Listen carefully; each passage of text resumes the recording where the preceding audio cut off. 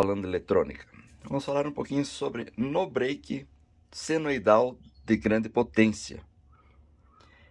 Esse no break é um 3300 VA, ele trabalha com 96 volts DC.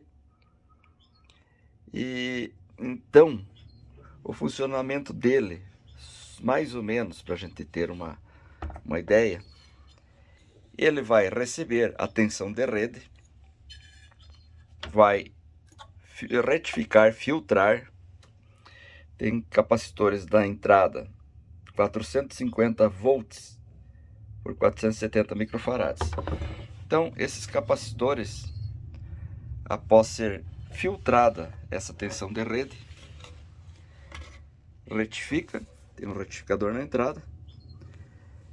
Existe um circuito PFC que vai elevar essa tensão.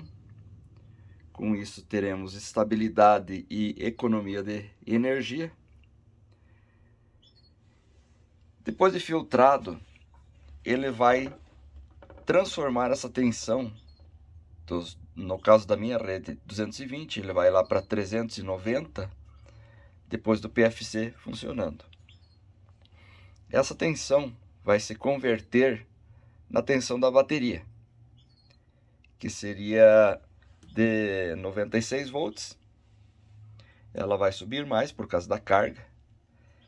Então, carregando as baterias, e esse no break, então, ele trabalha com 96 volts, mais ou menos conforme a carga da bateria. Então, vai dar 100 e tantos volts, mas é o que ele vai trabalhar com essa tensão. Essa tensão vai ser convertida novamente para a tensão de saída, que seria 115 ou 220.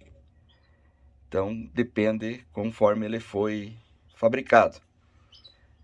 Então, de 90 para 115, transforma de corrente contínua para corrente alternada.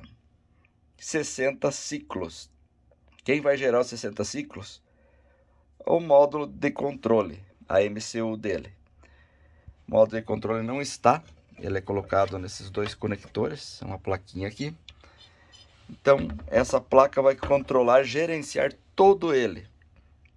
Gerenciar a tensão do PFC, vai gerenciar a tensão de rede, se ela está alta, está baixa, se ele deve entrar no modo bateria ou ficar operando no modo rede. A MCU dele gerencia tudo, sobrecarga de saída, frequência de saída, tudo que se possa imaginar. Então, normalmente esses maiores têm um painel digital que está sempre informando a situação dele. Como ele funciona? Então, após retificada essa tensão alta, vai entrar em certas fontes. A tensão de bateria também. Essas fontes que tem nele vai fazer as tensões baixas. Então, temos esta fonte aqui. Esta placa foi tirada dele. Vai nesse local. Era a placa que estava com defeito. Essa placa acabou entrando em curto esse diodo. Este diodo aqui. O diodo entrando em curto fez com que o FET entrasse em curto. Este FET aqui. E o FET entrando em curto torrou com este transformadorzinho. Esse transformadorzinho eu desmontei ele. Eu nem lavei a placa. Enrolei ele. Como podem ver, ele estava em curto. As bobinas dele. Deu uma fritada, como dizem. E a fonte para se testar é muito simples. Essa fonte gera 15 volts, gera 12 volts, gera menos 12, gera 5 volts. Não tem marcado aqui nessa placa, mas essas são as tensões que ela gera. Tem umas que é só 12, menos 12 e 5. Não tem o 15, conforme a versão. Isso, cada no break muda. Para cada um muda. Para testar ela, o que a gente vai fazer? Achar o capacitor de entrada, que é este aqui, 33 por 200 volts. Já que ele trabalha com 96 de bateria, a gente vai ligar as baterias nele. diretamente nele, 96 volts. Essa fonte vai ter que gerar todas as tensões de saída. Então vai ter os 5 menos 12 mais 12. Tem uns no break que vem identificado aqui as saídas, mas essas aí são as básicas. Então ligou 96, esta fonte vai gerar. Então esta fonte aqui é que vai fazer com que ele ligue a fonte de standby dele, vai ligar todas as funções, vai ligar a placa MCU. Existe uma outra fonte dele, essa aqui eu tirei fora também. Ela vai nesta parte aqui. Então, mesma coisa, encontra seu capacitor de entrada, esse 47/200, alimenta ele com a tensão da bateria, 96 volts. Ele vai gerar, essa fonte gera 12 volts. Esse 12 volts vai ligar os cooler, que são de 12 volts, e outros circuitos a mais nesta placa também. Então, essas são as duas fontes que tem nesse no-break.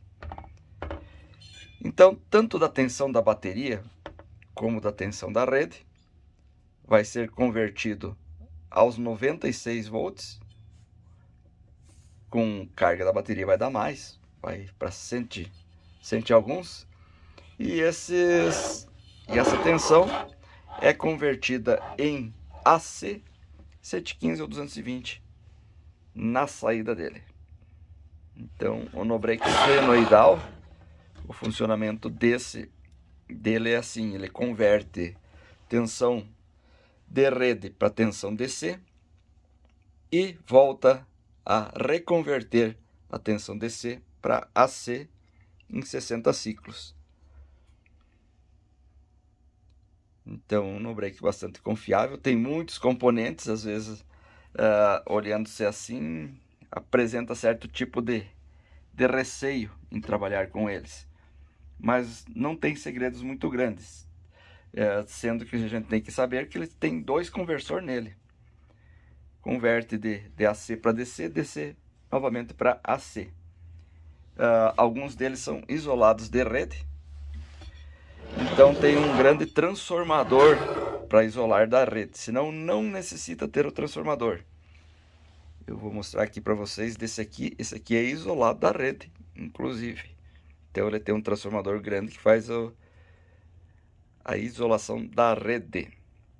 Vou mostrar para vocês o transformador dele. A placa vai deste lado do gabinete. Tem um sinalzinho de fogo ali embaixo. Isso acontece. Está sempre ligado na rede. E aqui do outro lado dele tem as tomadas de saída, entrada da bateria externa e o transformador isolador de rede. Então esse transformador vai fazer com que ele seja um no-break isolado. E mesmo assim, tem alguma coisa da rede que não tem. Vai acontecer alguma coisa, vai dar problema. Se bem que são mínimos, né? O no-break fica ligado 24 horas por dia direto e os defeitos dele são poucos, se for ver o trabalho dele. Então, é um grande transformador, pesado. Parece enrolamento de cobre, mas não é. É enrolado com alumínio mesmo. No-break mais novo, esses aparelhos mais novos não usam mais fio de cobre, e sim alumínio. Aí está então a placa dele. É isso aí, meus amigos. Um pouquinho sobre no-break senoidal de potência, de média potência, né? Existem muitos bem maiores. Esse modelo até uns 5 kVA é mais ou menos esse modelo. E cada marca é completamente diferente. Mas isso dá para ter uma base. Valeu, dá aquele joinha, segue o canal, compartilha com os técnicos. Grupo Falando Eletrônica, sempre alguma coisa interessante para compartilhar com os amigos. Dá aquele joinha, inscreva-se no canal e ative as notificações.